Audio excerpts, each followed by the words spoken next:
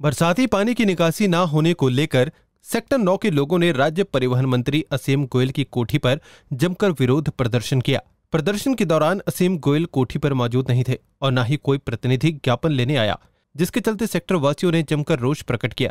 Sector वासियों का कहना है, सेक्टर में पानी की निकासी नहीं है, पीने के पानी की गंदी सप्लाई होती है, लेकिन कई बार कहने के बावजूद ये समस्या दूर नहीं की जा सकी, जिसको लेकर उनमें नाराजगी है। इसीलिए नो वर्क नो वोट, क्योंकि 10 साल में विधायक असीम गोयल सेक्टर से निकासी तक की व्यवस्था नहीं करवा सके। और ये हमारा जो सेक्टर निवासी है गंदे पानी को पीने का मजबूर है और पिछले 1 साल से हम इसके लिए लड़ाई कर रहे हैं, लेकिन इनके सिर में ज्यों नहीं लगी। अपने इनको बजट बनाने हो तो करोड़ों के बजट पास हो जाते हैं, लेकिन एक पब्लिक के लिए बजट पास करना हो, इनके लिए पैसे पब्लिक का पैसा पब्लिक को ही तरसाते हैं ये।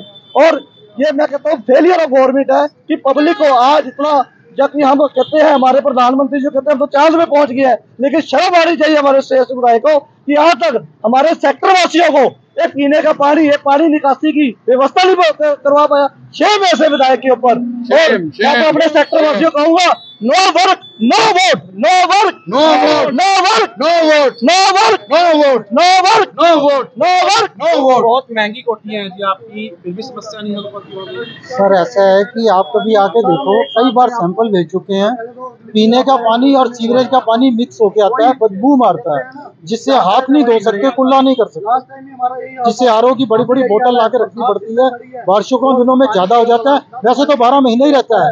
सीवरेज का और पीने का पानी मिक्स होके आता है, तो प्रशासन कोई सुनवाई नहीं कर रहा। जी देखिए, 9 सेक्टर में हमारे पानी की बहुत ज्यादा समस्या है कि इतना जब 2 घंटे की बारिश आ जाए तो समझ लो फ्लड हो जाता है पूरा।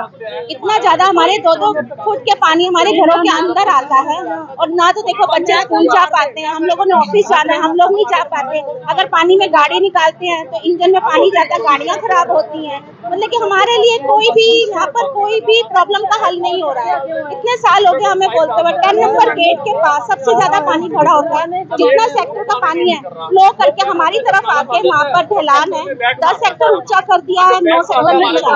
उस वजह से कोई निकासी नहीं है पानी निकलने की। पानी निकल सकता है, वहाँ के जो नाले हैं, अभी भी आप चलिए 10 नंबर गेट के पास आप आओ, हमारे को वहाँ बुलाओ, हम दिखाते हैं किस तरह से पूरे ब्लॉक है। जी वादे हो रहे हैं, हमारे वहाँ आ भी रहे हैं। पीछे सुना था मैंने को नारियल फोड़ कर गए हैं, उन्होंने कोई ग्रांट किया है, पर हमारी साइड का आधा सेक्टर हुआ सुधार, पर हमारे सेक्टर इस साइड में कुछ भी नहीं हुआ।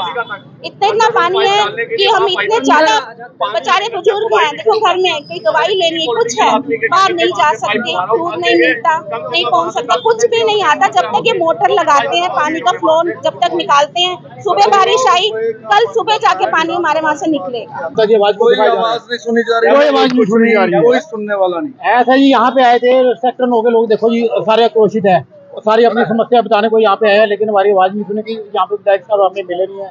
हमें पता लग रहा है, कहते जी वो वहाँ पे मिलेंगे आपको किंगफिशर में, तो यानी कि हमें किंगफिशर में जाना पड़ेगा।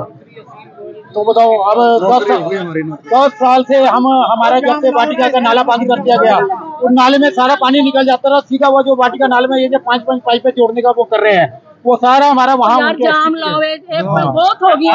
ये बात का कोई है ही नहीं, कोई प्रतिनिधि, ना कोई विधायक प्रतिनिधि है, विधायक साहब भी नहीं है, कोई बात सुनने वाला नहीं है। वही हो रहा है, 1 साल से हम आवाज उठा रहे हैं, लेकिन हमारी आवाज कोई सुन ही नहीं रहा।